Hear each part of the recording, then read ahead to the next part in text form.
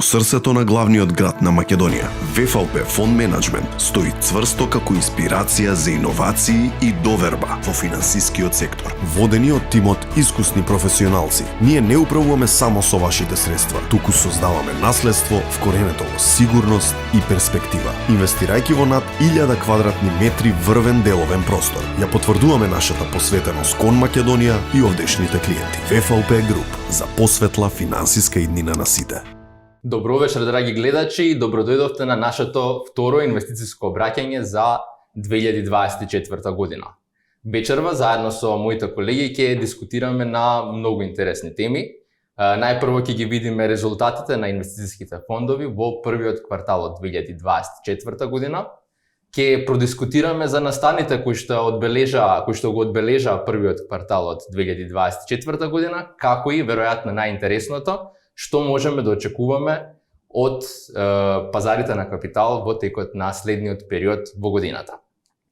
Од овој пат дискусијата ќе ни биде поделена на два сегменти. Едниот сегмент ќе биде како и оној кој што досега го имавме, односно ќе дискутираме за пазарите на капитал, но ќе имаме еден друг сегмент кој што сметаме дека ќе биде исто така многу интересен. Сметаме како компанија дека имаме потреба да придонесеме во овој дел, односно во оваа дискусија која што е во делот на кариерен и личен развој.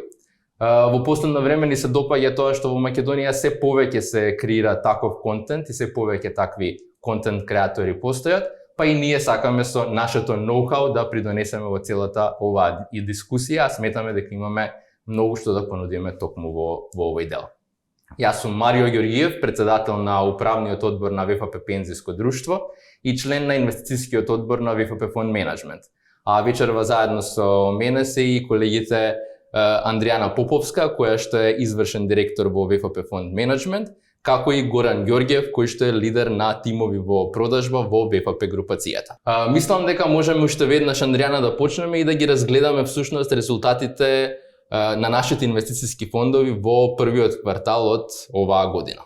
Почетокот на 2024 година беше многу солиден за пазарите на акции. Трендот на раст од 2023 година продолжи и понатаму и веќе во првите 3 месеци забележуваме двоцифрени растови на пазарите на акции, нешто што директно се одрази на раст на цените на удели на фондовите со кои што управуваме. Впрочем, инвеститорите во ВФП премиум и ВФП дивиденда, тие растови директно ги почувствуваа врз вредноста на нивните инвестирани средства. Конкретно за периодот од првите 3 месеци од годината, инвеститорите во ВФП премиум акции реализираа раст од 10,26% на нивните инвестирани средства, додека пак инвеститорите од ВФП дивиденда реализираа раст од приближно 13%, што се навистина многу солидни бројки, имајќи го предвид краткиот период кој што го дискутираме вечерва. Да, значи можеме да ги видиме, нели спремивме ни еден слайд каде што можат и гледачите да ги видат резултатите кои што се остварени во претходниот квартал, па еве можеби би можеле многу поедноставно да го кажеме тоа, еве ако некој инвеститор вложил во ВФП дивиденда акции 100.000 денари на 31.12.2023, што всушност ова што го гледаме како резултат покажува всушност како се оплодувале или што се случило со тие негови средства. Така, значи 100.000 денари инвестирани средства на 31.12 во ВФП дивиденда, на 31 март истите тие средства вредат приближно 113.000 денари, или тоа се тие 13.000 денари добивка која што инвеститорот ја остварил преку самиот раст на пазарите на капитал. Стварно тоа многу голем раст кој што се има остварено и претпоставувам дека Горан некако инвеститориве, бидејќи ти како еден client relationship advisor на нашата групација, кој што постојано имаш контакт со инвеститори, претпоставувам дека инвеститориве позитивно го восприемаат овој резултат, па можеби можел да ни кажеш какви се реакциите на постоечки клиенти, на можеби потенцијални клиенти во последниот период.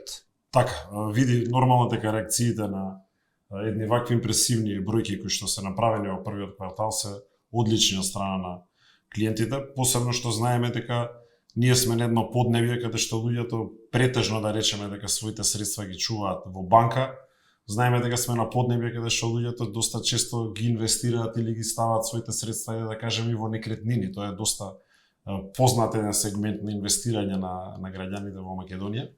И е многу добро затоа што на нашиот пазар нема голема историја и тренд на инвестирање во инвестициски фондови, што ние низ овие резултати докажавме дека е еден од најдобрите дефинитивно начини на инвестирање. Сега кога ќе дојдат едни вакви импресивни бројки, посебно како што напомена ти, веќе клиенти кои што се долги години кај нас во инвестициските фондови можат и да видат колку реално е реализирано за нивните средства. Често добиваме во последно време повици од страна на клиентите каде што се воодушевени од приносот, дури многу поголем, да речеме од тој кој што сме го разговарале во овој даден момент сега, после првиот квартал. Нормално дека ние идеме според некои сценарија кои што се на долгорочно ниво и воопшто не ги разговараме овој тип на инвестиции за краток рок. Меѓутоа, сепак кога ќе види клиент, знаеме дека може 24/7 да се пратат на нашата веб страна своите средства, кој ќе се види еден ваков раст, нормално и да се изреагира. Така да доста често имаме реакција од типа да добиваме и нови препораки од нови клиенти, а и нормално и самите ние кога одиме на терен кај новите клиенти, кои ќе се покажат вакви бројки и кои ќе покажаме една историја која што направивме во однос на принос во инвестициските фондови, дефинитивно луѓето се повеќе и повеќе заинтересирани и со самото тоа доаѓаме до нешто што е најважно и нас ние да речеме една мисија, тоа е да што повеќе луѓе во Македонија ги дознаат инвестициските фондови и почнат да инвестираат во еден ваков начин на инвестирање кој што е ултра популарен да речеме во странските држави. Да, пошто реално овој резултат не е само, ваков импресивен резултат е во последниот квартал, но доколку и се гледа од самиот почеток на постоење на ВФП премиум акции па од ВФП дивиденд акции, кои што постојат подолг временски период, всушност инвеститорите гледаат дека навистина и на долг рок има прилично коректен и добар резултат. И веројатно целиот овој период кој што ајде да кажам сега го гледаме дека има поголем тренд на раст и на уплати и на инвеститори, веројатно еден вид на резултат на сето тоа што било работено претходно и нели плод на добрите добивки во текот на целиот период. Па Андријана, еве од ниво на компанија, на друштво, какви се бројките од аспект на интерес на граѓаните за вложување во инвестициски фондови во овој период, па може би споредено со претходно, или како се движат тие трендови? Она што навистина не радува е тоа што се повеќе македонските граѓани ги препознаваат инвестициските фондови како одлична можност или алтернатива за пласирање на нивните слободни парични средства и се повеќе се заинтересирани да слушнат и да инвестираат како поинаку може да ги пласираат нивните средства покрај тоа стандардно до сега познато штедење во класични депозити во банка. Така да би можеле да се пофалиме дека во првите 3 месеци од оваа година 344 милиони денари беа инвестирани од македонски граѓани во нашите акцијски инвестициски фондови ВФП премиум и ВФП дивиденда, што е приближно скоро 5,5 милиони евра, една навистина импозантна бројка со која што можеме да се пофалиме. Не радува тоа што тој тренд од странство на вложување во алтернативни инвестиции, вложување во инвестиции како акции и акцијски инвестициски фондови се повеќе е присутен кај нас и верувам дека на долг рок тоа навистина Добро, алтернативни инвестиции за македонскиот пазар, иначе воопшто на странските пазари алтернативни инвестиции не се сметаат, нели акциите, туку се баш традиционални инвестиции каде што луѓето во светот си го оплодуваат својот капитал на фамилијата. Така да веруваме дека овој начин на инвестирање во вакви фондови на долг рок ќе испорача добри резултати за инвеститорите и ќе им овозможи на некој начин да ги обезбедат своите долгорочни финансиски цели. Така. Значи можеме да заклучиме дека прилично добар е резултатот, добри се и реакциите на инвеститорите и на нашите постоечки, како и на поголем интереси од потенцијални инвеститори. Но ајде да видиме сега за последниот квартал, бидејќи гледаме дека е навистина прилично специфичен, со голем раст. Кои беа настаните кои што всушност го дефинира овој квартал, што се случи во економијата и на берзите? Неколку причини би ги издвоила кои беа главните двигатори на растот кои што го забележавме во првиот квартал. Дефинитивно, како најзначајни двигатели би ги издвоила политиките кои што централните банки во Америка и во Европа ги водеа изминатите периоди. Тој тренд на држање на каматните стапки на релативно високо ниво, навистина вроди со плод и веќе забележано е зауздување и намалување на стапките на инфлација. Конкретно сведоци сме на стапката на инфлација во Америка е приближно на 3,4%. Во Европа интересно е тоа што е на некое ниво кое што е таргет до кој што сака да стигне Европската централна банка, тоа е 2% на некој подолг рок, нешто што се смета за здрава инфлација. Во Европа моментално инфлацијата е грубо на околу 2,4%. Што се однесува до македонската економија, би рекла дека во голема мера е корелирана со тоа што се случува во странство, со определен таймлек или одложеност на настаните. Тоа веројатно е така заради тоа што Македонија е увозно ориентирана држава, па тој тренд на намалување на инфлацијата беше присутен и кај нас и веќе од тие двоцифрени растови на инфлација, сега Македонија има грубо околу 4% стапка на инфлација. Мислам, ретко кој очекуваше дека цело време се збореше за тој soft landing и колку е возможно да се воспостави тоа, бидејќи имавме период на висока инфлација и обично кога имаме период на висока инфлација, кога се зголемуваат каматните стапки, има голем ризик дека економијата ќе се влоши и дека ќе има реално зголема невработеност, голем пад на БДП, помала економска активност, но овој пат, за разлика од многу претходни кризи, навистина некако се покажа дека институциите, централните банки многу умешно успеа да го спроведат тоа soft landing, односно споро слетување на инфлацијата, без при тоа предизвикаат рецесии во самите држави и покрај рестриктивната монетарна политика која што ја водеа. Во текот на првите 3 месеци се повеќе беа присутни зборувањето и очекувањата за тоа кога и кои ќе бидат првите централни банки кои ќе посегнат кон намалување на каматните стапки, нешто што е дополнителен бустер за пазарите на акции, бидејќи тоа би значело дека може да се очекува раст на самите пазари на капитал, евентуалното намалување на каматните стапки, кое што е известно дека ќе се случи во даден период. Тоа беше првиот двигател на пазарите на капитал. Од друга страна, многу позитивно влијае перформансите на технолошките компании, предводени од така наречените Magnificent 7 компании и каквите резултати кои истите ги прикажаа. Ајде малку да им биде појасно на сите, кои точно компании се дел од тие Magnificent 7 компании? Magnificent 7 компании, тоа се сметаат 7-те технолошки гиганти, кои што на некој начин не само што го дефинираат IT секторот, туку во голема мера влијаат и врз развојот на останатите сектори, па и на берзите во целина. Тука спаѓаат Nvidia, Meta, Alphabet, Apple, Tesla и Amazon, да, и уште една компанија. Добро, 7 се. Да. Тоа се тие Magnificent 7 компании, од кои што од нив како победници во првиот квартал се издвои Nvidia со троцифрените растови на нивните приходи кои што ги остварија, пред се поради големата побарувачка на микрочипови во светот, а исто така многу солидни резултати извадија и Meta со раст на приходите од некои 30% во споредба со претходната година. И како што кажав и претходно, не само на секторот, на IT секторот, овие компании влијаја и беа дополнителен бустер и на целокупната берса. Не можеме да не ги споменеме инвестициите во Artificial Intelligence и технолошкиот напредок кој што се очекува во иднина да биде постигнат. Така да само голем дел врзан со Magnificent 7, односно технолошките компании. Да, делот на Nvidia и тоа што сето тоа што стои за бизнис моделот на Nvidia.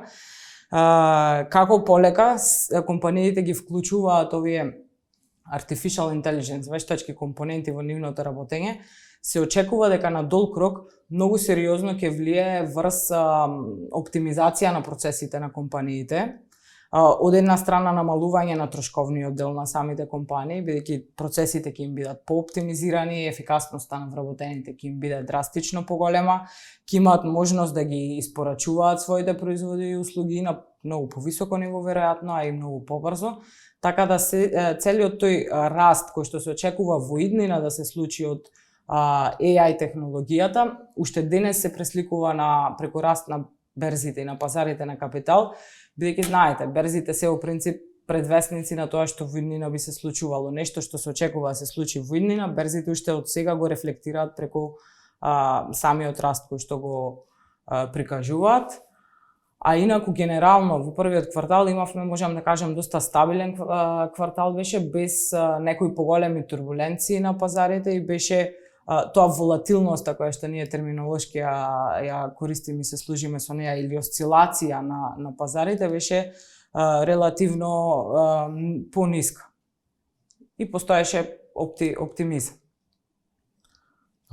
Така, значи реално ако ги видиме нели сите случувања кои што се случува во овој прв квартал, генерално доминира позитивни работи. Во најголем дел одсликани со позитивните резултати на компаниите, прилично добар тренд, па веќе сме нели во вториот квартал од оваа година, гледаме дека и сега продолжува таа тенденција на раст.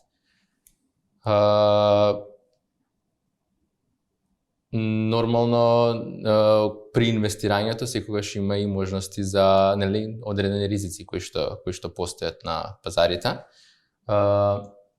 Па може би можеле малку повеќе да продискутираме за ризиците кои што постојат при инвестирањето.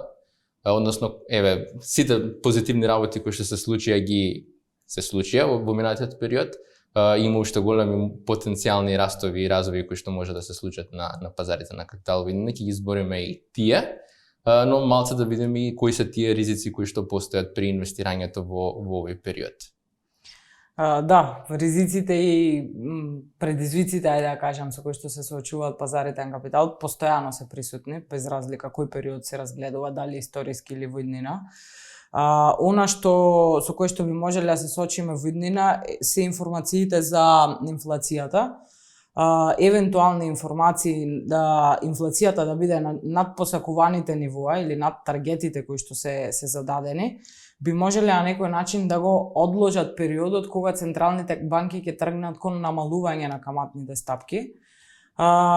И тоа е нешто што би можело да се случи. Значи овде сега ризикот е всушност кога ќе почнат да се намалуваат каматните стапки, тогаш повторно да имаме некое благо зголемување на инфлацијата. Но од тоа што вака го дискутираме, прилично е веројатно дека ќе се тргне веќе кон тоа намалување на каматните стапки. Да. Во секој случај банките сметам дека ќе бидат доста внимателни кога ќе ја донесат таа одлука. Не очекувам да избрзаат со донесување на таа одлука, меѓутоа ако определен период инфлацијата е, ајде да кажам, стабилна и согласно очекувањата и таргетите и лимитите на самите централни банки, да, известно е дека во даден момент ќе тргнеме кон една спротивна политика од таа до сега, односно намалување благо на каматните стапки. Континуираните геополитички тензии, за жал, се постојано присутни. Покрај Европа присутни се паралелно и тензиите на Блискиот исток, а исто така постојано е присутен и геополитичките тензии во делот на Азија помеѓу Тајван и Кина. Меѓутоа, мојот став е дека големите велесили сепак не би си дозволиле уште едно жариште во светот на кога се однесува до оваа тема. Мислам дека тука не гледам некој изразен ризик за следниот период на оваа тема. Да, генерално веројатноста дека ќе се случи уште некој таков настан не е мала. Секогаш постои, но факт на крајот на денот е дека и во тие периоди бизнисите продолжуваат да функционираат и тогаш верувам дека ќе се пронајдат и некои компании кои дури ќе го балансираат портфолиото и ќе има дури надперформанс во таков временски период. Затоа и се такви компаниите во кои што вложуваме, големи мултинационални, кои што и претходно на толку многу кризи, војни и се што се случило во светот, обстоиле и испорачале прилично добар резултат. Дефинитивно, затоа и вклучуваме компании од различни сектори. Во голем дел од портфолијата застапени се и секторите од општа потрошувачка, односно инструменти, производи кои што ги нудат, кои што без тие производи не би можело, не би течел секојдневниот живот, дури и за време на рецесии, војни, кризи, пандемии, нивните производи континуирано се користели. И од друга страна, плашејќи се тој ризик, не можеме да се лишиме од можноста, нели, да оствариме некој профит во меѓувреме преку оплодување на нашиот капитал, плашејќи се дека некаде можеби ќе се случи некој конфликт, прашање и дали толкав ефект ќе има врз целокупната економија. Така е. И доколку се случи. Нешто друго што сметам дека ќе биде во фокус на аналитичарите во следниот период се потенцијалните забавувања на економијата, односно намалениот раст на бруто домашниот производ, кој што повеќе е присутен во Европа. Така да тоа е исто така нешто што би се следело во следниот период. И нормално, финансиските резултати и очекувањата кои што аналитичарите ги имаат од тие финансиски резултати. Значи, ако изминатиот период бевме сведоци на надмашување на очекуваните резултати од страна на инвеститори, од страна на аналитичарите, една обратна ситуација каде што потенцијалното забавување на економијата би довело до евентуален мисинг или промашување на тие очекувања од аналитичарите, би било некој ризик кој што би можел да се случи. Меѓутоа, тоа е нешто што секогаш постои. Без разлика кој период го гледаме, тоа е нешто што е неизбежен дел од самото инвестирање на берса. И исто така, нешто што не очекува во втората половина од оваа година се изборите во Америка и политичката неизвестност која што е таму присутна. Меѓутоа, повторно, и тоа е неизбежен дел кога станува збор за избори, бидејќи не се знае кој е следниот кој што ќе ја превземе власта и во која насока би се движеле самите политики на државата. Така, значи, овдека можеме да ги видиме ризиците кои што постојат. Ова се, впрочем, најзначајните можности за негативно одразување на пазарите на капитал. Но секогаш, нели, кога се вложува, има ризици, но има и потенцијали за раст. Па доколку ова беа ризиците кои што нели ги кажа, кои се потенцијалите за пазарот и во следниот период да испорачува прилично добри резултати како што испорачуваше и во претходниот период. Очекувам оптимизмот да биде и понатаму присутен на пазарот. Технолошкиот напредок кој што се очекува, мислам дека ќе даде една навистина нова динамика на развојот на економиите во светот. Скоро Nvidia ги извадија нивните информации за остварените приходи. Сведоци сме на 260% раст на приходите на Nvidia. Гледаме што значат тие вклучување на микрочипови во деловните процеси на самите компании. Впрочем, на почетокот на годината Nvidia го најавија новиот Blackwell чип кој што планираат да го извадат и веќе компаниите ги нарачуваат тие Blackwell чипови. Тоа верувам дека ќе даде една навистина нова динамика на развој на процесите, бидејќи самиот тој микрочип работи на база на 1 трилион транзистори. Чисто за споредба, ChatGPT е правен на 176 милиарди транзистори. Значи, станува збор за чип кој што е 6 пати појак од моменталниот чип на кој што работи ChatGPT, така да верувам дека како компаниите ќе го вградуваат во своите процеси би се одразило позитивно со раст на нивните приходи. И минатиот пат зборевме доста за Artificial Intelligence, бидејќи нели и тогаш имаше прилично добар раст. И претходниот квартал, односно последниот квартал од 2023 година, и баш ги зборевме овие концепти на Artificial Intelligence и која е всушност можноста за развој не само во IT индустријата, туку и во целата економија. И всушност видовме дека баш токму од тој потенцијал кој што постои продолжи растот и во овој квартал, а верувам дека ќе продолжи во следниот и во вториот и во третиот квартал, бидејќи навистина како што зборевме и тогаш и еве и сега збориме, сето тоа што AI го носи како вредност е поголема продуктивност. Ако претходно еден мејл сме пишувале за 20 минути, сега ChatGPT го пишува за 5 минути и после ти само го прилагодуваш за да сепак да има некој по-персонал тач, по-човечки тач. Па дури на тоа сега работат, да и тоа да има таков концепт. Дополнително Excel и сите програмски јазици слично знаат и програмски код да извади ChatGPT, каде што многу побрзо се спроведува некоја активност, каде што претходно требало многу повеќе време.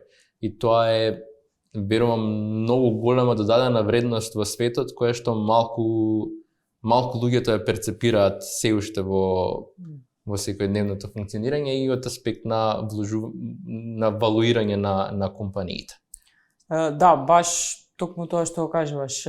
Скоро прочитав информација дека компаниите кои што го вградуваат делот на AI во своите процеси, очекувањата се дека до 2027 година приходите од AI на тие компании би растеле со 70% годишно, што е една навистина овде збориме за компании кои што користат AI во своето работење или компании кои што се вклучени во процесот на креирање на AI? Компании кои што користат AI во своето работење, делот на приходи кои што ги добиваат од оптимизација на тие процеси да расте со 70% годишно. Значи овде реално иднината на секоја компанија веројатно треба што е можно повеќе да размислува да го некако во некој сегмент да почне да го вклучува AI, бидејќи очигледно има голем револуционерен раст кој што може да се случи во следниот период од тој сегмент.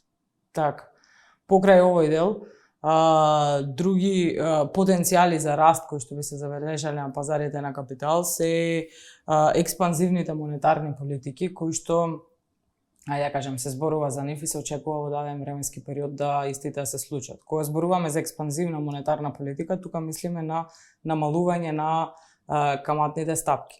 Со ова инфлација која што видовме сега, која што спомнавме во Европа, прилично е веројатно дека ќе дојде до тоа, колку што можам да разберам. И тоа е нешто така, и тоа е нешто што е многу позитивно за пазарите на акции. Зошто е тоа така? Мислам, логиката е многу едноставна. Значи, ако на дадена компанија планира да инвестира во даден проект, денеска за да инвестира во тој проект зема кредит од 5%, утре ден кога каматните стапки ќе се намалат, истиот тој проект ќе го финансира многу поевтино, односно би се задолжила со многу пониска каматна стапка. Самото тоа ги прави компаниите да се многу повеќе мотивирани да вложуваат во нови проекти, во истражување, во развој, заради тоа што ниските каматни стапки им прават поголема исплатливост на проектите во кои што вложуваат. Нешто што очекуваме понатаму да се одрази во раст на приходите и раст на цената на самите акции. Од друга страна, тие ниски каматни стапки пак ќе бидат позитивни за пазарите на акции, бидејќи се повеќе инвеститорите алтернатива за инвестирање ќе бараат во инструменти кои што носат повисок принос за сметка на поголем ризик, така да очекувам средствата од обврзниците ги насочуваат тие поконзервативни инвеститори кои што беа, средствата од обврзници да ги насочуваат према пазарите на акции, се со цел да успеат на подолг рок да си обезбедат поатрактивни приноси, бидејќи тука веќе би имале пониски приноси поради пониските каматни стапки. Позитивно влијание каматните стапки имаат и врз самата зголемена тенденција на населението да троши. Значи, кога имаме повисоки каматни стапки, во принцип населението е повеќе склоно, бидејќи се повисоки каматните стапки, дел од своите слободни парични средства да ги орочува, да ги затвара, да ги штеди на некој начин. Вака кога имаме намалување на каматните стапки, населението е повеќе склоно кон трошење. Што тоа значи? Тоа трошење значи дека производите на овие компании повеќе ќе има поголема побарувачка за производите на овие компании и потенцијално е уште еден дополнителен бустер за раст на приходите на компаниите. Горан, дали се ова што го збориме од аспект на раст и на економијата, раст на стандардот и слично, дали приметуваме по оние инвестициски планови и слично, дали имаат и тенденција на раст луѓето повеќе да штедат, повеќе да инвестираат баш поради тоа што имаат и поголеми приходи или можеби само навиките си ги менуваат со текот на времето? Да, убаво го спомнува. Веќе добивме една ситуација каде што клиентите се повеќе и повеќе добиваат доверба во фондовите, го осеќаат овој раст и интересно е што таа тенденција води кон тоа предвремено да ги полнат фактички плановите. Можеби ние сме договориле некој диапазон на 10, 15 или 20 години, се случува многу порано да се наполни тој план и одма да се инвестираат нови средства фактички, затоа што со самото тоа кога го гледаат продуктот клиентите, кога го осеќаат овој раст и кога осеќаат веќе како функционира, ние веќе направивме 9, влагаме 10-та година од функционирањето на фондовите, веќе имаат и некој трак рекорд, некој минато кој што може да го видат и со самото тоа даваат се повеќе и повеќе доверба. Така да претпоставувам дека голем дел од клиентите каде што сме биле, почнале со некои можеби помали суми да инвестираат, почнале на тој начин. Прво ајде да го пипаме малце, што би рекле ние фонда, да видиме како функционира и од кога го виделе дека функционира све супер, дека имаме одлични резултати, како функционира сето тоа, се повеќе и повеќе средства се стават, веројатно се сливаат од некои други алтернативни начини кои што ги инвестирале или штеделе претходно средства. И повеќе се работуваат, претпоставувам, самите луѓе. Така. И тоа е уште еден начин, затоа што еве гледаме кај нас се зголемува и минимална плата, се зголемува стандард и секако и тоа. Ако можеме да направиме една паралела од 2014-15 кога сме почнале да ги работиме инвестициските фондови, гледаме едно, да речам, драстично зголемување во однос на сумите кои што се инвестираат, без разлика дали се работи за програмирани планови, кои што еднаш годишно, например, ставаат или месечно ставаат клиентите, до тие клиенти кои што ставаат наеднаш една сума на средства, така да и таа причина, како што напоменати, дефинитивно е вториот фактор, можеби, зашто луѓето се повеќе и повеќе ставаат средства. Така. Се надоврзува ова, гледаме дека и во реалноста имало тенденција во минатиот период така да се зголемува капацитетот на луѓето и за трошење, ама и за инвестирање, па можеме да се надоврзаме дека и всушност има тенденција веројатно за уште поголемо и трошење, а и од аспект на вложување во вакви повисоко приносни, односно можност за повисоко приносни инвестиции како што се акциите. Други некои работи кои што може да влијаат во однос на иден раст на пазарите на капитал? Имаме ли? Да, тука би сакала да ги додадам и позитивните финансиски резултати кои што би можеле да се очекуваат во иднина од компаниите да ги испорачуваат. Значи, ако претходно сме имале една ситуација да компаниите испорачуваат навистина солидни резултати за време на многу високи каматни стапки, замислете сега кој би бил ефектот кога тие каматни стапки ќе почнат да се намалуваат и нешто што природно би довело до раст и на добивки и на приходи на самите компании, така да и тоа би го издвоила како еден од потенцијалните растови во кои би можеле да ги очекуваме во идниот период. Дополнително вака што го имаме дискутирано и дополнително се трендовите кои што постат и на населението, зголемување на бројот на луѓе кои што живеат на земјата, па можеби малку да продискутираме и во тој дел како тој тренд би можел позитивно да влијае на пазарите на капитал во иднина. Не само бројот на населението, туку и старосната граница веќе е поместена. Значи, сега долговечноста на луѓето е многу подолга. Тоа во пракса значи дека и бројот на луѓе расти и долговечноста расти, се подолго ги користат продуктите на компаниите во кои што вложуваме, се повеќе луѓе ги користат продуктите на компаниите кои што вложуваме, така да и тоа е уште еден дополнителен фактор зошто би можели понатаму да очекуваме раст и на економијата, но и нормално на бизнисите во кои што ние како компанија вложуваме. Да, и дополнително посебно кај демографските податоци често се збори дека на запад, нели, бројот на новородени се намалува, но реално да бидеме на светско ниво, всушност бројот на новородени значајно се зголемува и всушност тука е тој концепт кој што постојано, значи Да, можеби Поголема на запад се потрошувачка. намалува, меѓутоа ако се земаат овие помалку развиените држави, тука мислам дека веројатно е тој раст на бројот на населението. А ако ги разгледуваме па компаниите во кои што вложуваме, дали ќе биде тоа Nestle или ќе биде тоа Unilever, се тоа компании кои што не заработуваат само од растот на компаниите од запад, од државите на западот, туку се тоа компании кои што заработуваат и од државите во развој и се повеќе навлегуваат во афричките држави, во Азија, во Индија, нешто што би го почувствувале. Изборавме претходни резултатите на компаниите. Беа прилично добри во првиот квартал. Како ризик постои дека во еден квартал може би имало некое разочарување, но од друга страна па постои и потенцијалот да ги остварат и да ги надмашат. Така резултатите кои што се очекуваат од нив. Всушност, како што кажа и претходно, Nvidia нели имаше високи очекувања за нивните добивки, ама тие ги надмаши. Така, значи тука би можеле да очекуваме и позитивни резултати и понатака од аспект на добивките кои што се очекуваат на компаниите. Да, дефинитивно, значи потенцијалната експанзивна монетарна политика, значи ако вие компании испорачувале добри резултати за време на рецесивна на рестриктивна, монетарна политика, дефинитивно би можеле да очекуваме дека и за една експанзивна монетарна политика ќе продолжат да ги остваруваат и па и да ги надмашуваат очекувањата на аналитичарите. Така, значи можеме да ги видиме сега, баш ги продискутиравме и ризиците кои што постојат, ги продискутиравме и можностите за раст и развој на пазарите на капитал. Па сега Горан ме интересира колку често луѓето се водат од емоции и некогаш подлегнуваат на преголемите негативни вести или се скептици во делот на инвестирање. Колку често знаат инвеститорите да направат маркет тајминг, да не прават маркет тајминг.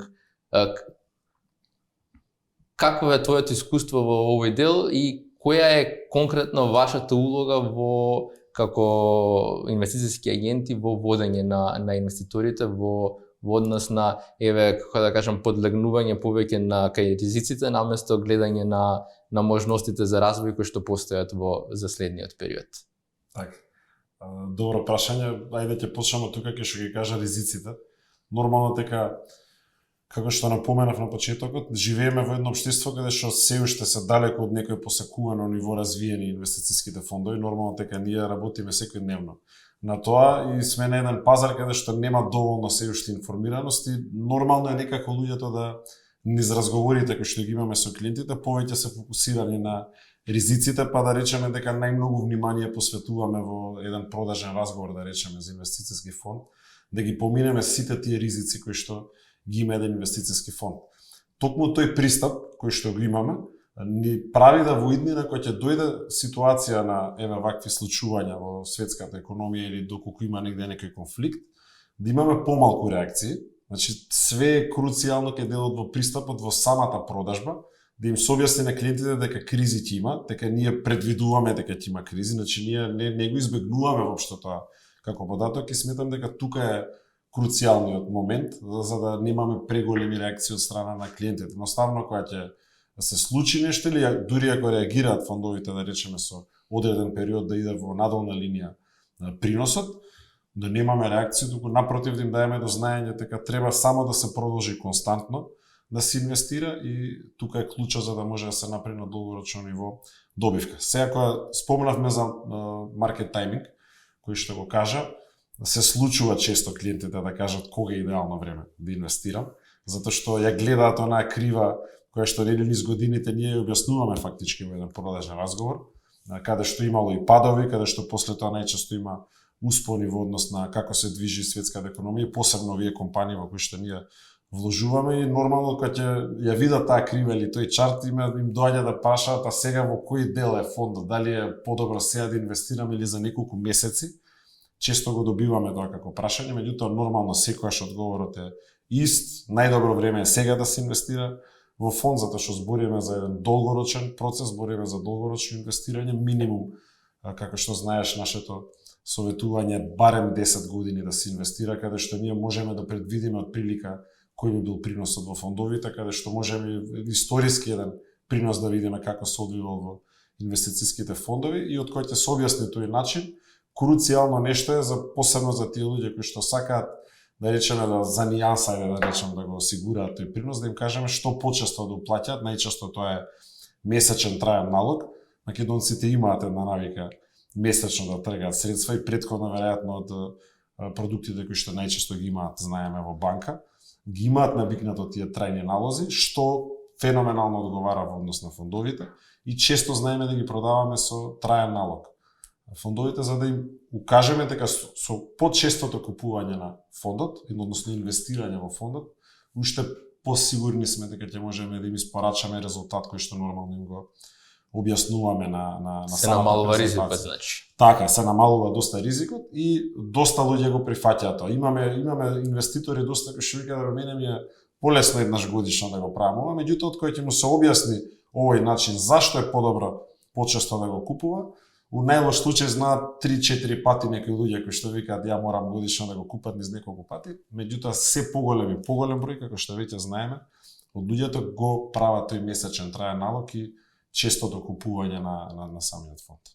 Така, значи можеме да заклучиме дека многу е битно на почеток да се представат ризиците пред инвеститорот, да биде свесен дека во одреден момент нормално е во економијата некогаш да има падови, растови и слично и нормално да знае дека некогаш може да има и континуирани постојани растови. Но тоа што веројатно е најбитно во целиот концепт на инвестирање е да се инвестираат средствата во квалитетни бизнеси, во добри бизнеси и да се чека да дадат резултат самите компании. Економијата, нормално компаниите многу зависат од тоа како се движи економијата, но компании кои што се квалитетни и во периоди на послаба економска активност прилично добро перформираат. Па затоа и ние толку многу всушност и даваме акцент на оние во изборот на компании да бидат компании со прилично добри и солидни фундаменти. Ние всушност премивме и еден слайд каде што можеме да ги видиме оние, ајде да кажам, најбитни параметри кои што се мислам по-клучни параметри кои што можеме да ги забележиме кај компаниите. И да дадеме малце повеќе фокус на тоа дека стварно се работи за бизнеси кои што имаат голема можност за развој во следниот период. Примеров дека ги имаме издвоено 5 компании од големиот број на компании кои што ги имаме. Novo Nordisk, Microsoft, Applied Materials, Louis Vuitton, Mastercard. Докога земеме Novo Nordisk, мислам, многу е порасната Novo Nordisk, цената на акцијата, но да видиме, всушност, извади еден лек кој што е многу користен во последниот период, Ozempic, и толку голема примена доби во општата култура, што дури сега направи и во Саут Парк направи епизода кај што го покриваат ефектот кој што го има Ozempic на врз општата култура. Тоа е всушност лек кој што помага против гојазност. Наменет е најмногу за диабетичари, но се има толку добро покажано и против гојазност што сега доаѓаме до момент на пазарот да нема доволно лекови од Ozempic за оние кои што имаат диабетес, бидејќи во Америка на големо се препишуваат и против гојазност. Значи нема, буквално Novo Nordisk не може да постигне да ја обслужи онаа побарувачка која што постои во светот. И сега нормално е дека кога има таква состојба дека има голем потенцијал и понатака оваа компанија да се развива и да расте. И тоа може многу добро да се забележи од овие податоци кои што ги имаме за компанијата. Имаат раст во последните 3 години од близу 600%. Тоа е на добивката. Која компанија има таков раст на добивката? Да, и гледаме и високи бруто маргини, високи поврати на средства, навистина се работи. Тука е всушност сметаме клучот на инвестирањето, да се одберат бизнеси кои што имаат производи и услуги кои на долг рок светот ќе има потреба од нив. Овдека гледаме и Microsoft. Microsoft во делот со клауд услуги заедно со Amazon се лидери во светот. Секоја компанија во светот сега има тенденција да се пренасочи, наместо да имаат свој сервери во своите канцеларии, да имаат клауд закуп и тука нормално кај нив ги даваат своите, односно закупуваат клауд услуги од нив. Значи тука е апсолутна можност за раст на Microsoft и во идниот период. Дополнително што имаат Windows системот кој што го користиме, продолжувам, тука многу мала конкуренција постои во тој дел. Нормално, во секој од овие компании си има и своји ризици, но можеме да видиме дека навистина имаат бизниси кои што можат на долг рок многу добро да се развиваат. Applied Materials многу малку позната меѓу луѓето. Да. Но тие произведуваат машини кои што се користат за полупроводници кои што всушност се потребни за секој чип. Значи во се што е дигитално мора да има полупроводник. Односно, индиректно овие компании прилично добро заработуваат и се развиваат во овој период на развој на artificial intelligence. Значи овдека можеме да видиме дека на било кој и кој што не се занимава со финанси и кој што не се занимава со artificial intelligence и слично, може да заклучи дека на долг рок се повеќе ќе се дигитализира светот.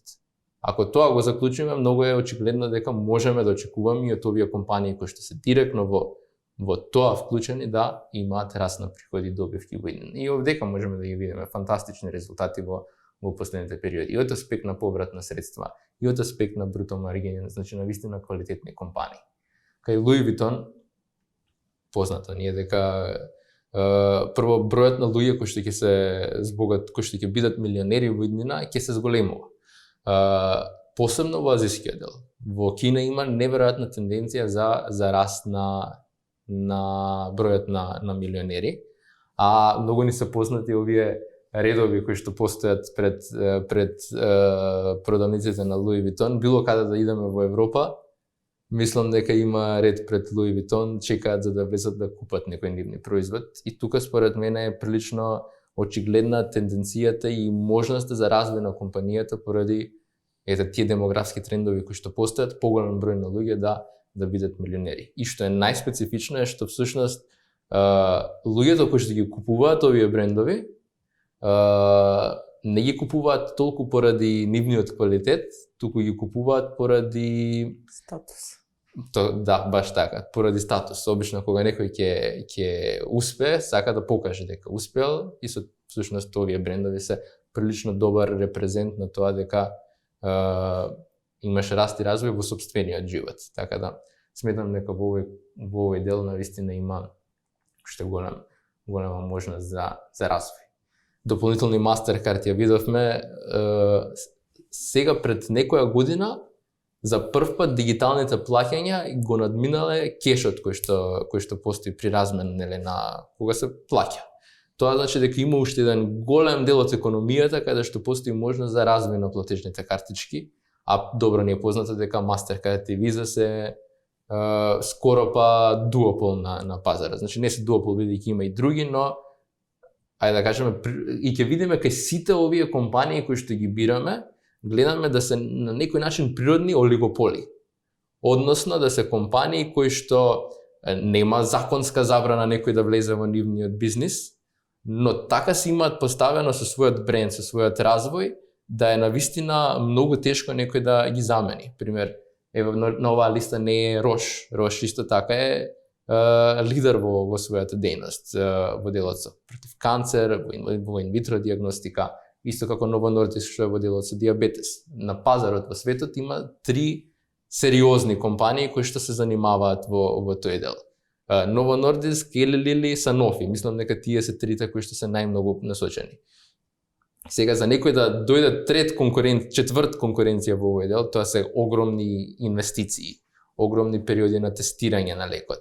Фаза 1, фаза 2, фаза 3, тоа се временски период, многу луѓе за тестирање и слично. Значи, сите овие компании кои ги видиме имаат некој си бренд поставено да тешко може конкуренција да влезе во нивниот сегмент. И тука малце се раздолжи во муабетот, ама може да се поентата ми беше да доловиме дека всушност во инвестирањето на долг рок е многу битно како бизнисите ќе перформираат и всушност бизнисите треба да ни бидат главен фокус при инвестирањето. Нормално во економијата некојаш ќе има раст, па некојаш ќе има уште поголем раст, некојаш ќе има пат и слично, но доколку сме инвеститори во квалитетни компании, како што Warren Buffett кажува, доживотно би инвестирал, нели, во никогаш не би продал квалитетен бизнес.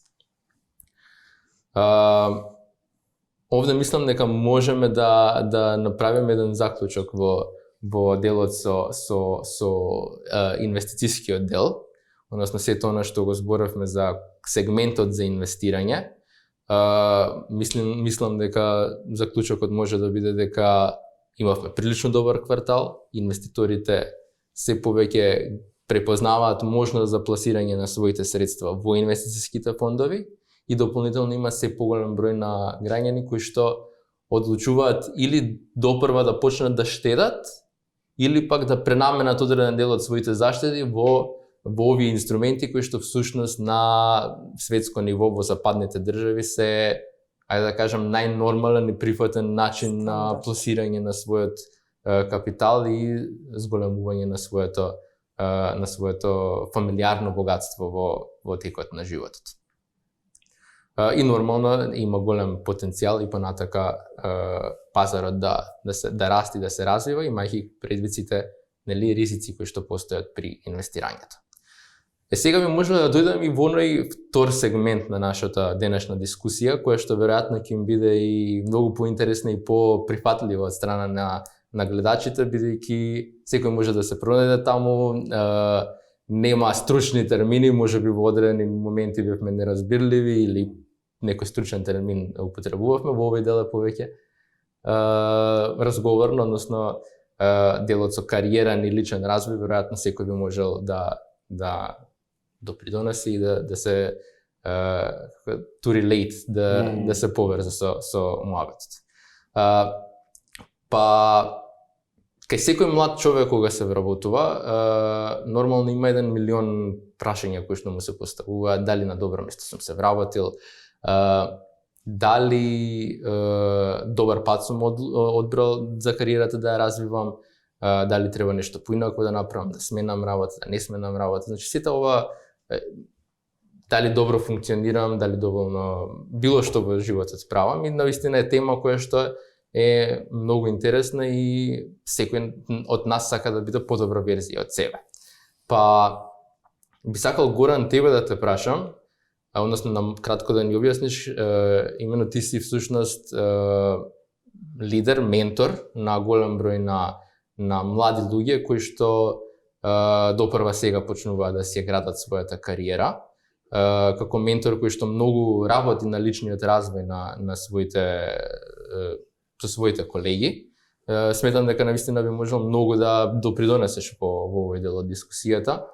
Па еве би сакал тебе да те прашам, односно да накратко да ни ја раскажеш, еве твојот пат до успешност, односно твојата кариера, како се одвиваше, за сите да имаме некоја инспирација од целиот твој животен дел.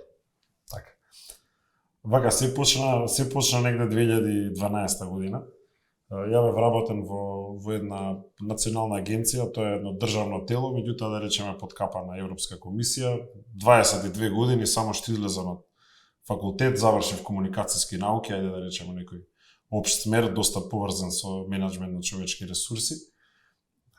Во таа агенција на 22 години, солидна плата, нормално идеш на фиксна работно време, од 8,5 до 4,5, почнеш да заработуваш, живееш уште со родителите, почнеш да живееш еден, да речем, условно кажано, лагоден живот на 22, 3, 24 години, затоа што имаш кров над глава, има горе-доле кој да ти даде за јадење и слично, нешто што ни е доста познато на сите кога сме биле доста млади.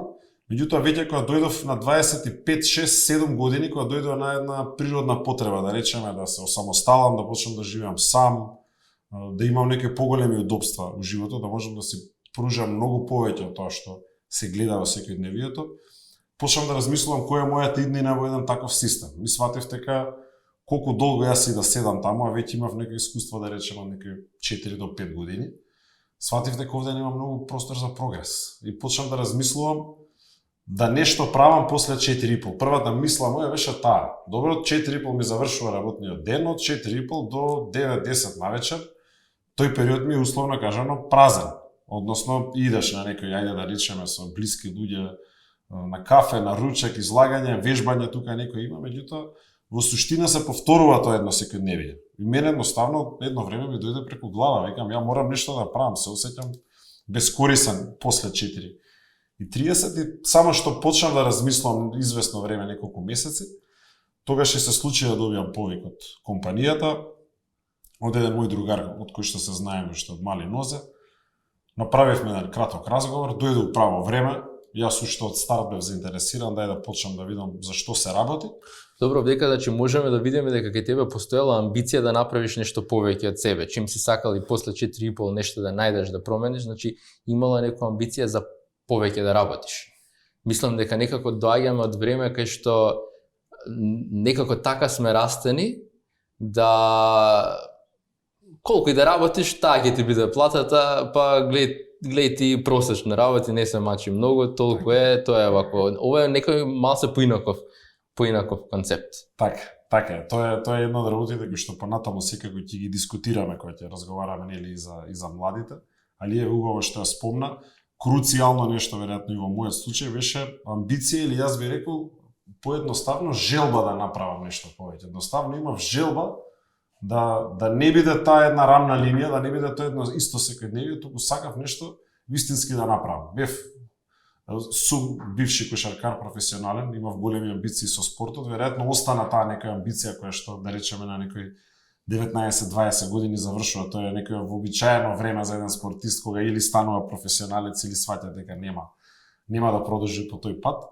И амбицијата и желбата за да се успее и да се направи нешто повеќе, како што напомена, беше клучна. И затоа викам, кога имаш таа амбиција и таа желба, нема шанса да не се случи да излезе нешто кое што ќе ти даде прилика да можеш да направиш. Јас имав таа среќа да тој другар што го спомнав ме запозна со еден од лидерите во нашата компанија во делот на продажба, кој што ми стана за многу брзо време и ментор. Имавме 2-3 средби со него, расчистивме некои работи, ми ја кажа визијата на компанијата со која што јас исклучиво се поврзав од нас, затоа што ние имаме многу хумана мисија во нашата компанија. Знаеме дека до доста луѓе треба да допреме за начин како да ги водат своите финансии, како да подигнеме културата и познавањето на финансиите, затоа што никој од нас, вклучително и мене до тоа време, никој не научил нити во формалното образование, нити општеството, нити блиските луѓе, затоа што и тие нормално го немале истото, да не научи што да правиме ние со парите. Ти добиваш прва плата на 22 години, ја не знаев што да направам со платата. Нормално дека најголем дел ја трошиме цела. Да ги почастиш сите. Да ги почастиш сите, ама тоа частење некако од месец у месец после влага.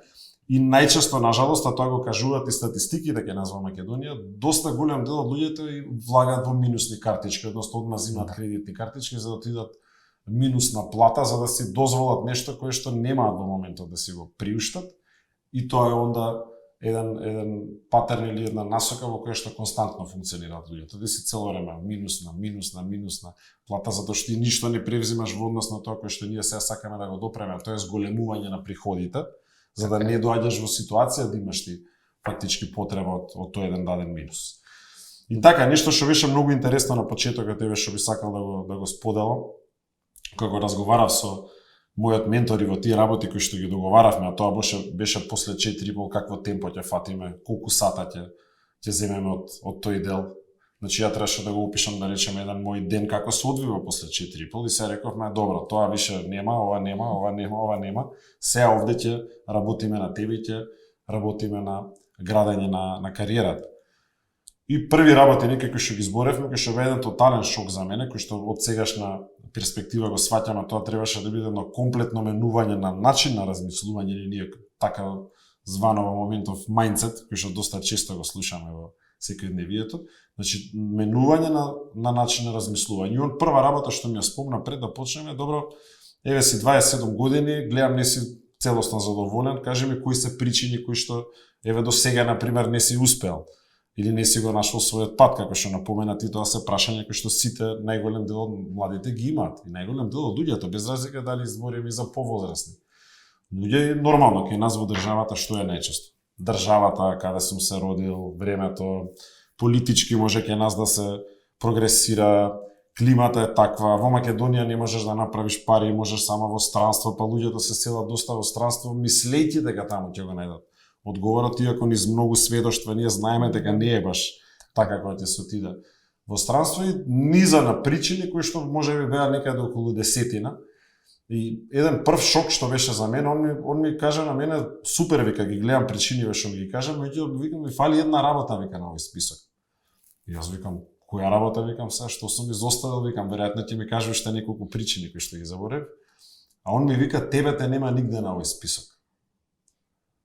И јас во тој момент му удри шок, никогаш не сум го размислил тоа дека во мене може да е проблемот. Обично ние луѓето бараме изговор во надворешните околности. Така да ми рече, ај вака сега се договориме, пошто рековме, слушаме. Така, јас бев спремен све да го слушам, затоа што видов успешен пример пред мене и реков, чим овој човек успел, толку години, значи, знае што прави. И тоа беше клучно и би го рекол како еден клучен сегмент кој што ќе го повториме можеби неколку пати низ дискутијата. Клучна работа за еден човек е да најде ментор. Затоа што ние во општеството како збор не ни е доволно познат. Најчесто кога браниме дипломска или магистарска, знаеме дека мора да имаш ментор за да ја одбраниш. Меѓутоа збориме за еден животен ментор, во случајов и еден бизнис ментор, кој што ќе ти пренесе своје знаење не себично, за кое што исто така ние не сме навикнати. Обично во тие класични системи имаш љубомора од страна на надреден или некој што ти е колега, затоа што се мисли дека сите за едно место условно кажано се борат. Овде го нема тој момент, безрезервно ти се дава некој. И тој некој мене ми рече, сега ќе се ставиш себе на овој список и све друго ќе тргнем. И од денеска работиме само на тебе. Јас викам готово. Ми беше некој нов начин на размислување, или викам добро, ова веќе ми има логика, затоа што он ми рече следно. Единствена работа која што можеш да промениш во животот си ти. Ништо од претходните причини кои што ми ги кажа не е во твоја сила и во твој домен да ти го менуваш. Тоа имаше совршена логика за мене. Викам добро, окей, напишав јас и таа беше единствена причина. И пред да почнеме само ми кажа донеси ми ги твоите цели кои што ги имаш запишано, кои што сакаш да ги оствариш во животот, пред да почнеме со работа, да почнеме со целосно планирање како ќе се одвива твојава кариера. И јас во моментов одговорив, викам немам викам цели во мене. И он ми вика не ти се во тебе, вика не ти се запишали негде на телефон, викам не, сега ми беше срам да му кажам, одма неам. И он продолжи да инсистира и ми вика иди кај ти се дома во кола негде каде ти се земи ги, те пијам јас кафе, вика. Ќе те почекам. За тука веќе немав каде да бегам. Викам, јас немам цели, викам, ни дома, ни во кола, нигде, викам, немам запишана цели. Во глава само. Само во глава и тие биле повеќе како некоја амбиција, меѓутоа не биле конкретни. Ни тие во глава што биле не биле конкретни. Сум сакал нешто многу, ама не сум го знаел патот, како што многу луѓе не го знаат. И следно што ми кажа беше многу интересно. Вика, предпоставувам во тој случај дека само неколку илјади денари имаш на твојата трансакцијска сметка. И тоа беше точно колку јас имам во тој момент на трансакцијска сметка, а беше некаде средина на месец, не беше да речеме крај на месец. И мојот одговор беше сакаш да ми кажеш дека доколку јас имам напишани цели и утврдени цели, дека мојата трансакцијска сметка може да се промени. А он мене ми одговори само драстично. И така, јас опирајќи се еден почетен момент од неколку месеци, година, денав со тоа пишување на цели, затоа што нормално ти кога почнуваш да градиш една кариера, тука има доста промени од типот на организација на време. Ја почнав да водам агенда, ја немав агенда, ја не знаев што е агенда, водење на моја. Па сега зборевме, сега те треба да научат луѓето кои што се околу тебе, дека ти со агенда и со термини работиш, за да ние можеме да го ефектуираме максимално целиот работен ден и работна недела, мора да имаме патогас точен, односно да знам ти кога си на фиксна работа, кога ќе бидеш со мене, кога имаме состаноци, затоа што јас сум многу зафатен, ќе треба да закажуваме фиксни термини. Тоа беше нешто што драстично ми го промени животот уште во старт, кога почнав да работам со термини, да работам со агенда, да знам точно кај сум на спортски активности, кај сум на состаноци, кај сум со фамилија, каде сум во приватно време со блиски луѓе, значи буквално све почнав да запишувам. Многу поголема ефикасност, а им повеќе работи некако како искусуваш во животот. Ти имаш повеќе време и за приватни, претпоставувам, работи и за професионални, така? Апсолутно. Тоа е еден интересен многу феномен и токму тоа го кажувам. Човек што нема агенда најчесто завршува 3 до 4 максимум обврски во текот на денот, без разлика дали е тоа состанок, гледање со другар, дали е утакмица, дали е скачање некоја, дали е работа, дали е со фамилија. Дупло до тродупло е таа цифра која ќе имаш план на акција. Тоа е неверојатно со колку многу луѓе можеш да се видиш и колку обврски да завршиш во текот на денот, доколку се стриктно напишани во една агенда. Нормално дека првиот шок е како ќе те прифатат блиските и луѓето кои ќе почнеш да им кажеш дека така функционираш и нормално имаш една одбивност, нормално имаш и смејување. И смејување имаш и од делот на кога почнуваш да работиш нешто друго. Што сега ти текна, ти си имаш супер позиција, си имаш супер плата, што сега после 4,5, кај баш овој бизнис, нормално ги има сите тие прашања, меѓутоа и во однос на оваа агенда што ти ја спомнав, имаше доста коментари, дури од моите најблиски. Луѓе каде што не може да прифатат на старт и се од кога почнавме ние со термини да функционирам. Се додека не сваќаш дека тоа е тотално една друга димензија на водење на животот. И така почнавме со менторот, како што ти напоменав, почнав да ставам цели, почнав да ставам рок на тие цели. Нормално тука имаш краткорочни, среднорочни, долгорочни цели, тргаш по тој еден пат на градење на себе си, кој што морав да кажам у првите година до две апсолутно пон со предизвици. Зашто? Поради една круцијална работа која што ја кажавме, менување тотално на начин на размислување, затоа што ако претходно одиш кај некого работиш за плата и си навикнат на тој начин на функционирање, сега овде имаш еден момент каде што ти треба да си ја донесеш работата за себе, ти треба да се трудиш од петни жили и ти треба да си тој кој што ќе се појави со клиентот, дали е 1, 2, 3, 5 во текот на денот, а тоа све зависи од тебе. Никој нема да ти закаже разговор, никој нема тебе да ти ги најде клиентите, никој нема да ти го донесе бизнисот. И сега имаш тотална една разлика од тоа што ти си учен, да речеме, долго време во твојот живот, каде што ти си навикнат, јас одам на работа, некој друг мене ми дава обврски, за тоа ми дава плата и ќе се појавам тие 8 часа, кога тогаш ќе ја научиш работата, каква и да е, секако ти имаш некаја деловна обука, меѓутоа, тука беше тотално различно. И така кога решив после 2 години, и извесен број на предизвици кои што ги поминав, и тоа секогаш го разговарам и со млади луѓе, посебно со кои што работиме, дека првите година до 2 во бизнис се претежно ментално доста предизвикувачки, затоа што треба да се промени начинот на размислување, не поради друго.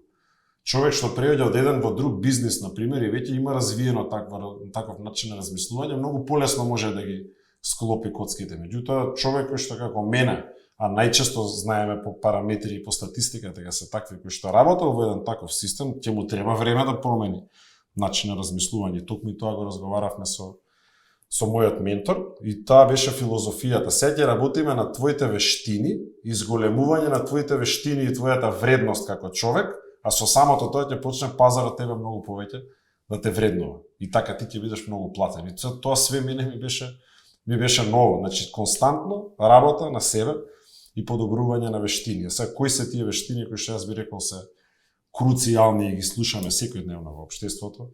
Едното е комуникацијски вештини, продавачки вештини кои што можеби се најважни. Многу често го дискутирам тоа општо и со луѓе и со клиенти.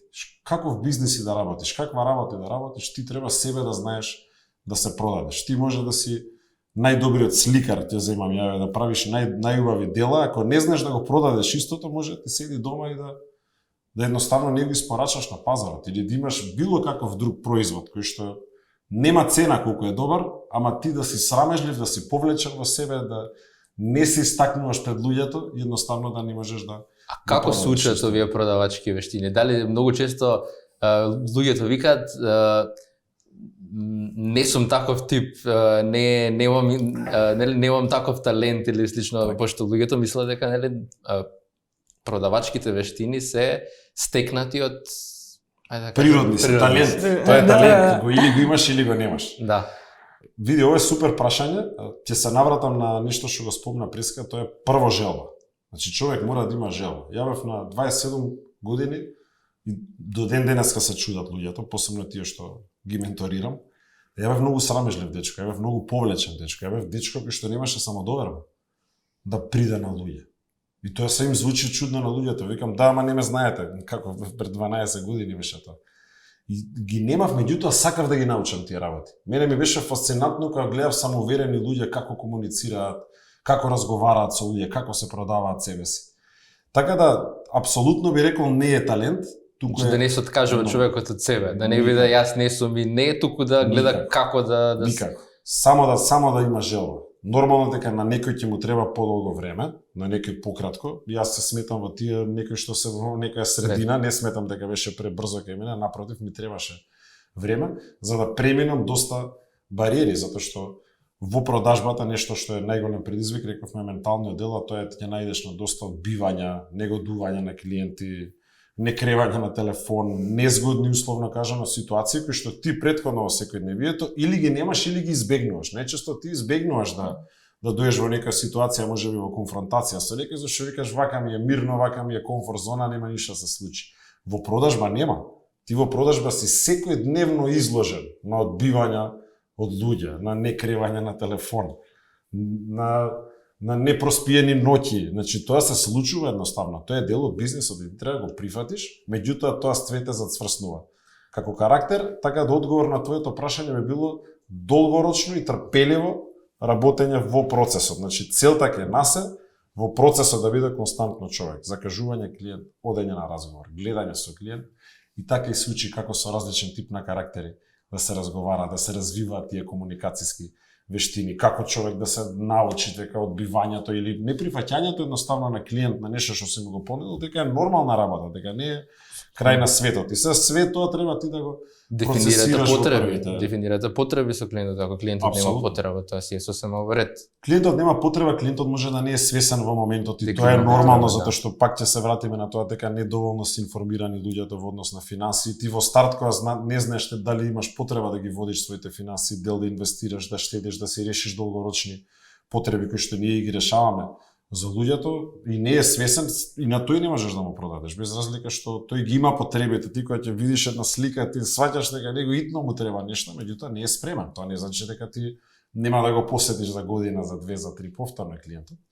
Меѓутоа најчесто се случува во почетокот, посебно затоа што и клиентите да речам ја осеќаат таа една несигурност што ја има кај некој што е почетник. Така да затоа викам многу треба трпеливост и многу треба истреност во процесот. Затоа ги кажав тие година до 2 каде што човек ќе има повеќе ментални предизвици, затоа што кога ќе те види тебе клиент несигурен, тој во моментот не е спремен да земе можеби некој продукт од тебе. За година, 2 друго, затоа што тој ќе те види. Мене често ме гледаат, вика да останува, не се откаже, уште си со ова. Најши кога ќе те видат една шторпа, третпат, четвртпат, а ти си веќе многу постабилен со секој твое следно одење. Кај клиентот се случува таа, јас се викам магија, каде што веќе клиентот тебе те прифаќа, почнува да соработува со тебе. Ако ќе почнеш еднаш да соработуваш и доколку добро го сервисираш, после тоа нема крај. Така да, после негде година и пол, дојдов во ситуација да можам да си давам отказ од мојата фиксна работа, затоа што негде се поклопија, да речеме, примањата во однос на плата и во однос колку заработував тука. Значи, всушност тоа што го заработуваше после 4,5 дојде на исто ниво како тоа што си го заработувал претходно. Така, во 8 часа. И онда си поставив едно многу логично прашање на себе. Што ќе се случи доколку и овие 8 часа од првиот дел од денот јас ги инвестирам во бизнис? Тоа беше едно логично следствено прашање кај мене у глава. Да дојде и така ја донесов одлуката да почнам целосно да се бавам фактички со бизнисот. Но тука мислам дека мора многу акцент да ставиме на оној колку ти екстра ефорт имаш вложено за да работиш и после 4,5, да работиш и викенди. Така. Значи овде можеме баш да видиме еден голем труд вложено. Мислам тоа дефинитивно можеме да забележиме дека прилично исплатливо од аспект на не работа во продажба, но мислам дека и ние двајца можеме да согласиме дека всушност успехот во било кое поле доаѓа со многу работа и труд на тој дел. Често се гледа оние, ајде да кажем, од банките од Америка кои што се повлијателни. Таму има прилично различен концепт на работење тоа што тука во Македонија, баш овој дел што го збориме сега за колку е потребно труд да се вложи плюс за да се успее, многу е присутен таму. Пример, кај нас норма е 8 сати да се работи и ако може помалце да се работи, да повеќе да се оди на уживање.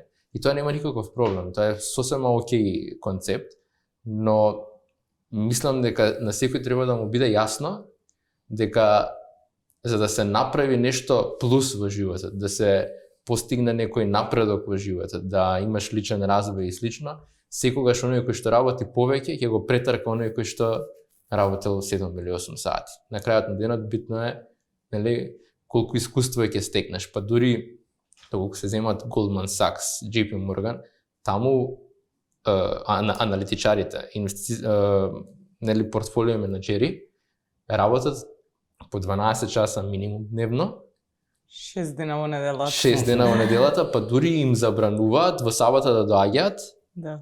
затоа што демек да имаат мал дел од одмор. И целиот концепт на нив им е да стекнат за 10 години тоа ти искуство што ќе го земеш преку 8 сати работење или ефективно 7 сати би било тоа.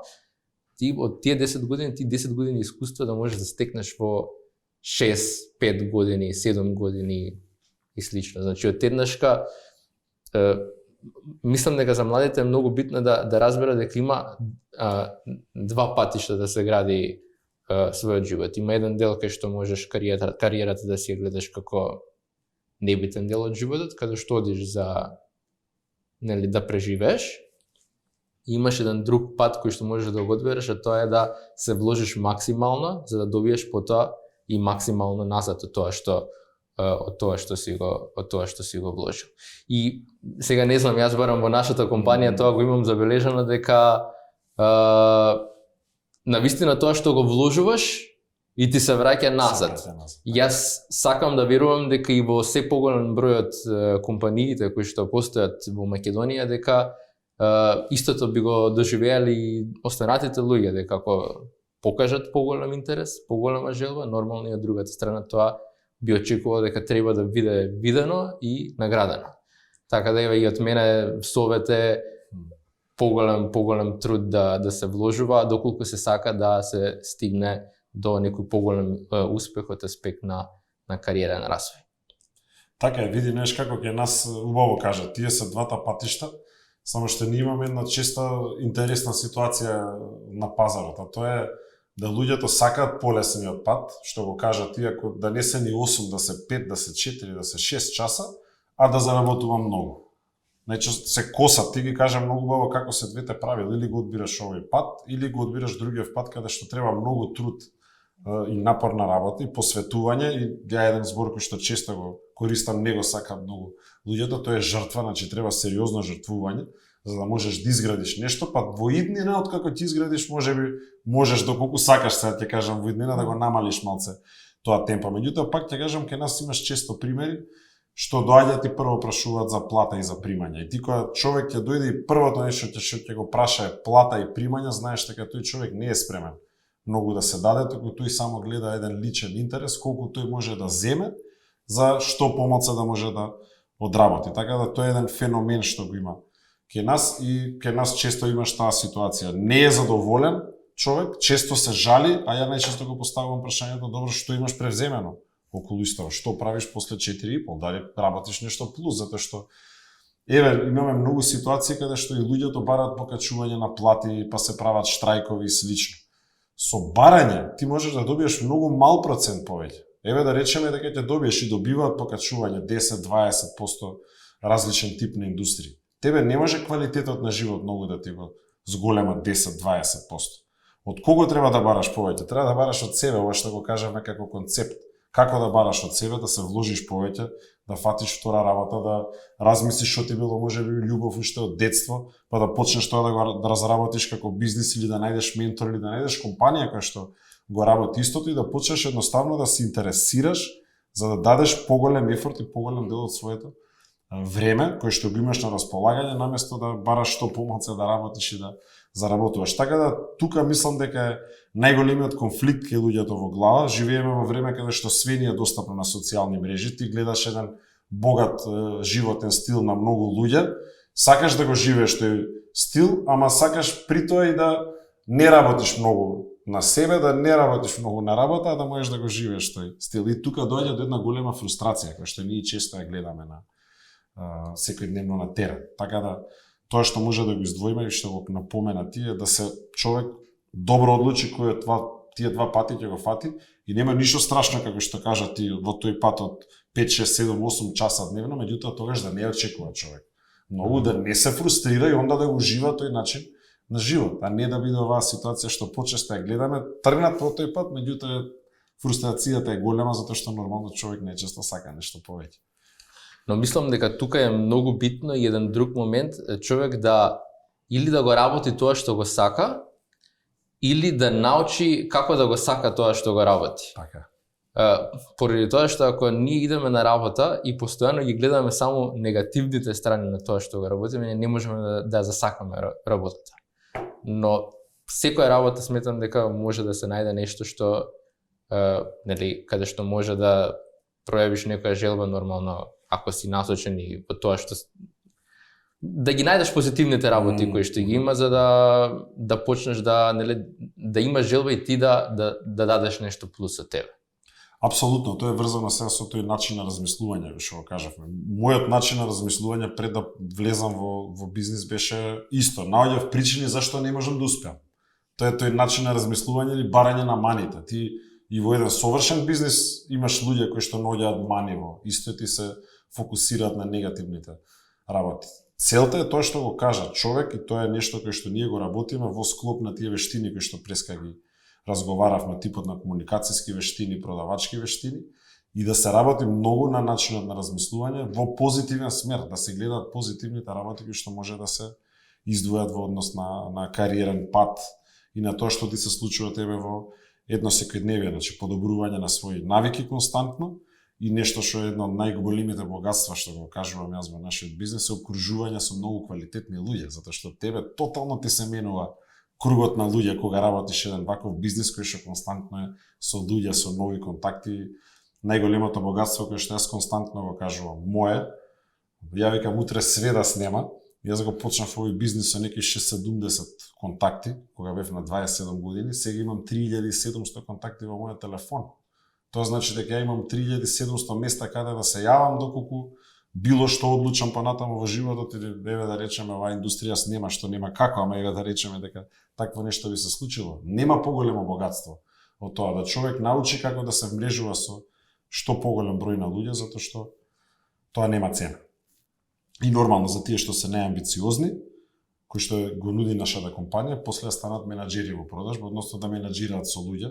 Тоа е да речеме еден највисок чекор кој што може да се направи во самата кариера. Прво да се стабилизираш ти како човек, како продавач, како инвестициски агент, да научиш како со клиентите, да воспоставиш овие навики сите што ги кажавме, да се здобиеш со сите овие типови на вештини што тебе ќе ти зголемат многу вредноста, со самото тоа ќе почнеш нормално и да заработуваш многу повеќе и за тие што ќе бидат најамбициозни, пак се враќаме сега и кај амбицијата и кај желбата да работат со други луѓе да го пренесат своето знаење. Како што јас сум имал можност некој да ми биде ментор и да ми го даде безрезервно неговото знаење, внимание и енергија, така и јас да го пренесам и останати наши колеги да го пренесеме на што поголем број на млади луѓе, затоа што најдоброто нешто се крие во тоа да човек работи на себе, да стане многу подобра личност и да нормално да стане поуспешна личност, со многу поуспешни личности во општеството и самото општество ќе стане многу подобро.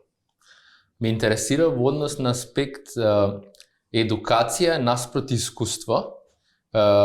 Еве ќе продолжиме ако земеме вакво, па ќе збориме и за нашиот дел. Колку е битна едукацијата во делот на стекнување на продавачки вештини, не само продавачки, на било кои скилс кои што се потребни за целата кариера која што ја градиш. Така. А колку е битно одење во акција, односно да се конкретно на терен, да кажам, да се добива или со конкретна активност да се добива искуство. Така, би рекол паралелно, ако мора да издвојам едно, дефинитивно би било одењето во акција, затоа што во акција на терен ги учиме многу голем дел од работите, меѓутоа мора да биде тој потковано со чекори, односно со едукација како да го правиш нештото. Затоа ќе нас почнува едукацијата од сам почеток кога ќе влезе човек во однос на прво како се представиш на клиент, како да се јавиш, како да составиш еден список. Мислам, реално нашата генерација, ако гледаме, мислам дека јас, па мислам дека и што имаме зборено и Андријана, на почетокот имавме како кажам, фобија од кревање на телефон. Нелагодност него е. Апсолутно нелагодност. На нас не ни е, мислам, никогаш знаеш ти дека не ни била работата од старт да почнеме со било кој што е концепт на продажба. Ние со работка со депозитарна банка кога сме имале, па ти се јавува за некоја работа, имаш некој, научени сме на пишување, на куцкање, многу помал се имаме искуства на мејл комуникација и слично. Таа нелагодност е, да речам, можеби најголемата причина зашто голем дел од луѓето се повлекуваат од продажба. Значи, тоа е, да речам, една од најважните можеби работи што на почетокот од кариерата ние го дефинираме човек дали ќе може да работи во продажба или не. Значи, тоа јас го викам, тежи слушалката, ти тежи 2 тона, а ти треба да ја кренеш, да го стиснеш зеленото копче и да свртиш и да кажеш нешто. Нормално на почетокот често сме кажували нелогични работи, често сум бил здрвен пред блиски луѓе, па ми викале, човек, шо ти обично не разговараш ти, така пошто сега треба да му најавиш нешто.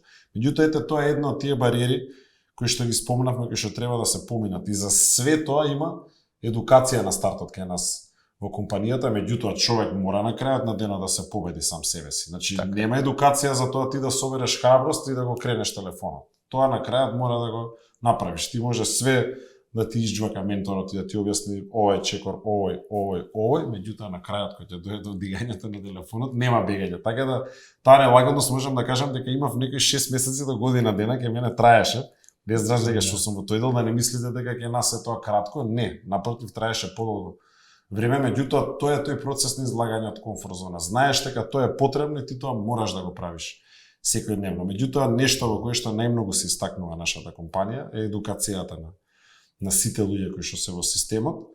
Дури би рекол и клучната причина зашто сме број 1 на пазарот, зашто ги правиме сите овие резултати кои што ги правиме, е тоа колку многу се посветува внимание на луѓето и тоа што го кажа ти, буквално не е важно колку човек има искуство. Напротив, знаело да се случи да дојде човек со искуство, па да не ќе да прими некои совети кои што се круцијални во нашиот дел на продажба, бил во некој друг систем на продажба, и смета дека истото тоа ќе функционира кај нас, а најчесто знае да не е тоа така. И обично знаеле луѓе кои што имаат многу малце или ич искуство, или немале како мене, меѓутоа биле спремни да учат, ја имале таа желба, почнале од нула и со тој цел едукативен систем кој што го имаме ние нормално оди во фази, тоа е константно учење, константна работа на себе, константна едукација, да се стануваат подобри во вештините, меѓутоа на крајот на денот кај нас има едно златно правило. Мора во акција, значи константно си во акција. Сега нешто што е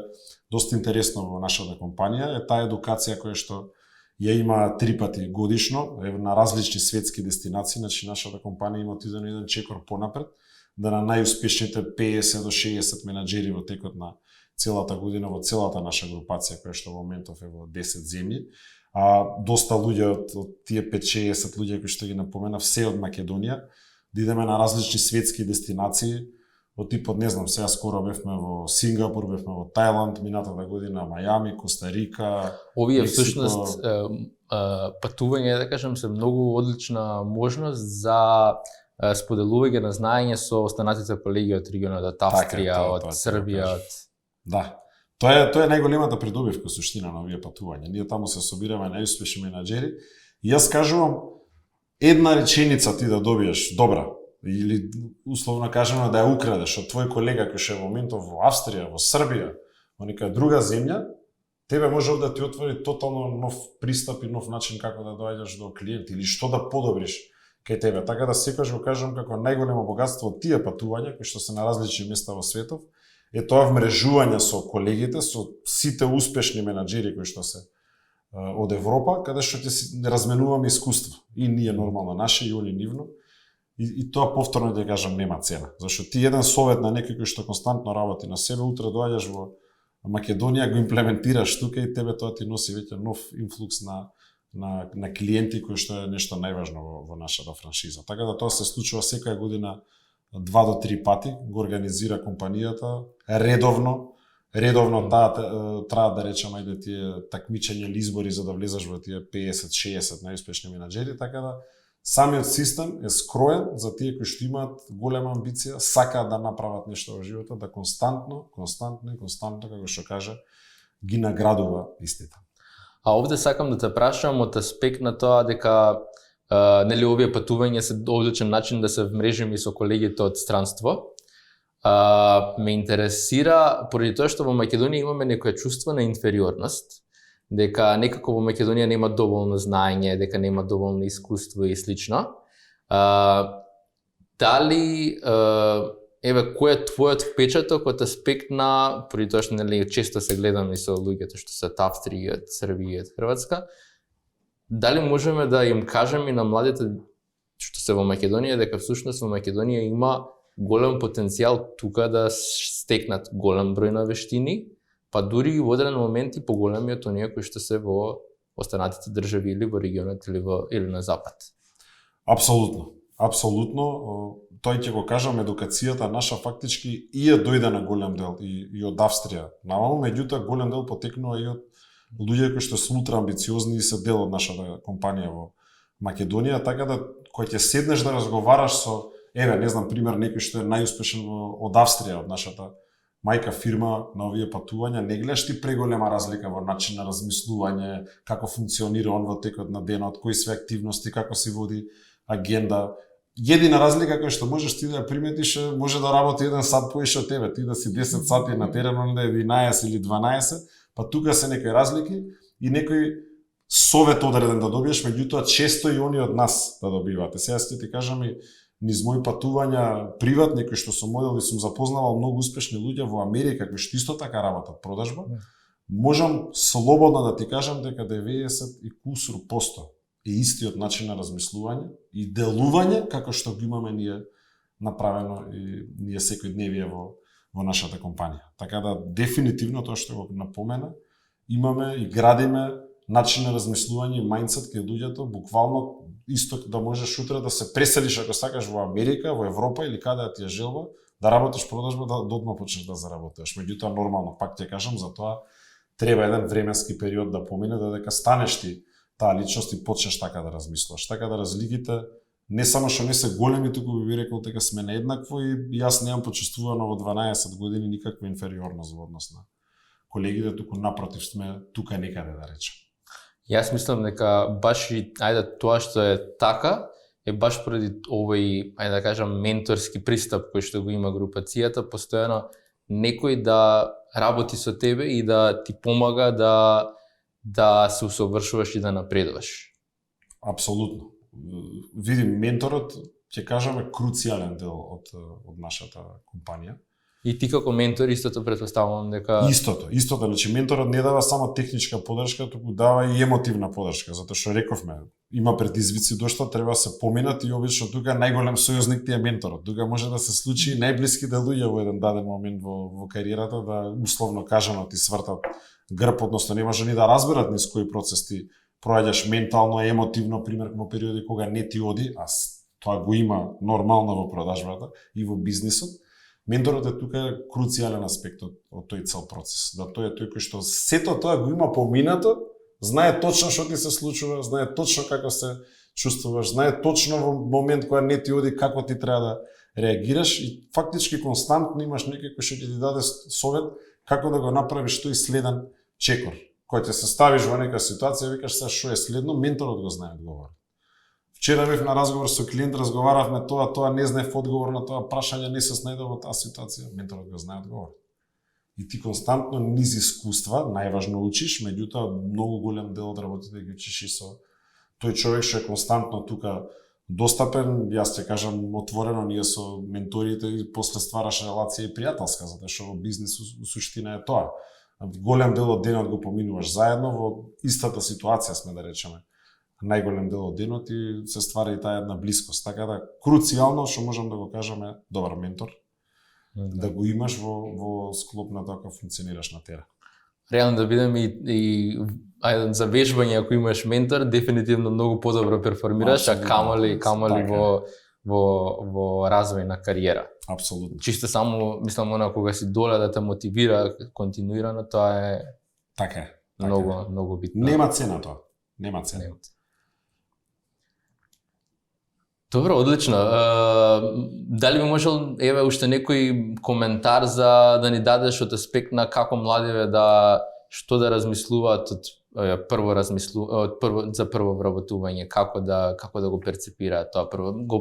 Мислам во голем дел го дискутиравме ова, ама можеби имаш уште нешто во тој дел да ни кажеш каков треба да им биде ставот на младите при нивното прво вработување, што да гледаат, што да бараат. Види, една клучна мисла која што треба да има еден млад човек, според мене, е не колку можам овде да заработам, туку колку овде можам да научам.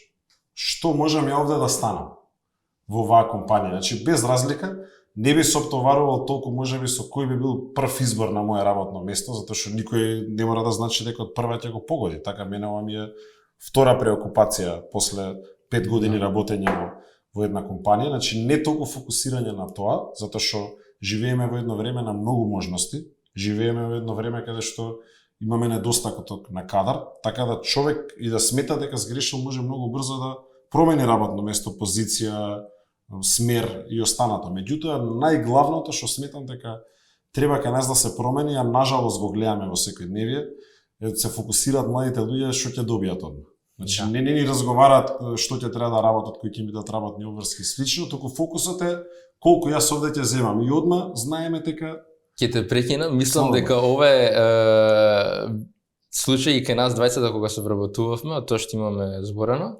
дека и двајцата влеговме да работиме во ВФП, не знаевме за која плата влеговме да работиме. Така тоа не прашавме. Значи идејата беше почнуваш затоа што ми се допаѓа оваа работа, сакам тука да се развивам, да се градам и вложувавме од самиот старт, вложувавме максимум што може да без воопшто да се фокусираме на финансискиот дел. Пошто барам мојот став беше таков дека ја на почеток не знам колку вредам. Значи јас кога влегувам во компанијата, мојата вредност за компанијата е нула, бидејќи они треба мене да ме научат што да работам. И ми беше јас да се покажам прво, па компанијата нека процени мојата вредност колку ќе вако. Така. И колку повеќе ти се докажуваш и покажуваш, толку и компанијата нормално постепено. Ама концептот ми беше никогаш на старт не размислував од аспект на колку сега ќе заработам. Ќе добиеш, така. Да, тук колку можам да се изградам понатак и потоа тоа да биде препознаено. И ова ќе кажеме клучен параметар, сега што го напомена, зашто сте вие двајца стигнати на позиција во која што сте сега и сте толку успешни, сте дел од нашата компанија, токму поради таквото размислување, затоа што прашањето едноставно ти го кажа. Ја често знам да го прашам соговорникот колку познавање имаш од индустријата на осигурување. Нула ми вика. Од инвестициски фондови нула, од продажба нула. Од третата фирма што имаме ние за кредитирање за градови нула. И ти идеш све е нула. И па колку викам треба да платиме ние. Знаеш, и после им станува логично, меѓутоа повторно ќе кажам кога човек размислува само на тоа што треба да добие он како плата, а не размислува за сите други бенефити, тешко може да успее во животот. Кога ќе тргне со глава и со размислување, чеки што можам ја овде да научам. Компанијава која прогресира, гледам успешни примери околу мене. А дај да се потрудам да што повеќе научам, затоа што ако нешто главно го научив како концепт, го спомнавме вечерва, што повеќе вештини јас научам, толку повеќе мене пазарот ќе ме вреднува. И ние имаме и голем дел на луѓе кои што биле одреден период во дел од нашата франшиза и од нашата компанија, нажалост не се повеќе, можеби не се пронашле во некој дел, меѓутоа до ден денеска добивам повици на кои што ми викаат фала ти за тоа, за таа вештина, за тоа внимание, затоа што истите тие вештини мене ми помогнаа на моменталното работно место, сега сум тим лидер, сега сум на таква позиција, сега сум на таква позиција. Значи, едноставно да сватиш дека вештините што ќе ги научиш се главното нешто колку ти во иднина ќе заработуваш, а не платата која што ти ќе издействуваш на старт. Затоа што ти да се избоксуваш за висока плата, нема да можеш после да испорачаш. И голема е веројатноста дека тој работодавец ќе го раскине договорот со тебе, нема да останеш долго време там. Затоа овој концепт ако успеат младите кај нас да го пробијат во однос на заработка, да се промени начин на размислување во тоа што можам ја да станам и што можам да научам тука. И еден круцијален дел што го зборевме преска. На малце повеќе се потрудиме да направиме нешто, не да гледаме како да си скратиме од работно време, туку нешто кое што го зборевме. Сме останували навечер, снимаме навечер, на викенди одиме, често имаме семинари цели викенди, саботи, недели. Значи, да издвоиш повеќе време од вообичаено, за да станеш нешто повеќе од другите. Инаку не можеш да бараш нешто повеќе ако не дадеш таков ефорт или труд.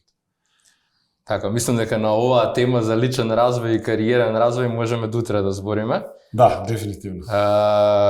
Сакам да ви се заблагодарам и на вас и на гледачите кои што нели го си го посветија своето време да не слушаат нас, да слушнат и за инвестиции и во делот за кариерен и личен развој. Се надевам дека ви бевме интересни и корисни. И би ви посакал да имате пријатна вечер и нормално се гледам во следниот квартал со нашиот нов инвестициски квартално обраќање. Ви благодарам. Во срцето на главниот град на Македонија, ВФЛП Фонд Менаџмент стои цврсто како инспирација за иновации и доверба во финансискиот сектор. Водени од тимот искусни професионалци, ние не управуваме само со вашите средства, туку создаваме наследство вкоренето во сигурност и перспектива. Инвестирајќи во над 1000 квадратни метри врвен деловен простор, ја потврдуваме нашата посветеност кон Македонија и овдешните клиенти. ВФЛП Груп, за посветла финансиска иднина на сите.